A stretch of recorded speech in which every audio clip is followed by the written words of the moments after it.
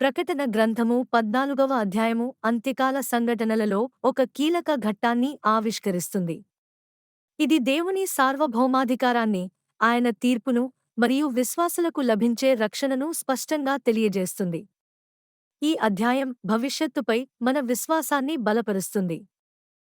సియోను కొండపై నిలిచియున్న గొడ్డెపిల్ల మరియు ఆయనతోపాటు 144,000 మందిని దర్శనం చూస్తాము.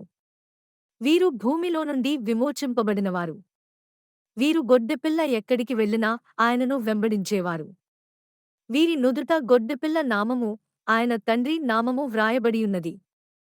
ముగ్గురు దూతలు ఆకాశమధ్యమున ఎగురుచూ లోక నివాసులకు నిత్య సువార్తను ప్రకటిస్తారు. మొదటి దూత దేవునికి భయపడి ఆయనను మహిమపరచమని పిలుస్తాడు. రెండవ దూత పడిపోయిన బబులోనును ప్రకటిస్తాడు. మూడవ దూత మృగమును, దాని ప్రతిమను పూజించేవారికి రాబోవు తీర్పును గూర్చి హెచ్చరిస్తాడు. ఈ అధ్యాయం భూమి కోతను గూర్చి వివరిస్తుంది. ఇది దేవుని తీర్పును సూచిస్తుంది. పంట కోత నీతిమంతుల సమకూర్పును సూచిస్తే, ద్రాక్షపండ్ల కోత దుష్టులపై దేవుని ఉగ్రతను సూచిస్తుంది. దేవుని తీర్పు న్యాయమైనది మరియు ఖచ్చితమైనది.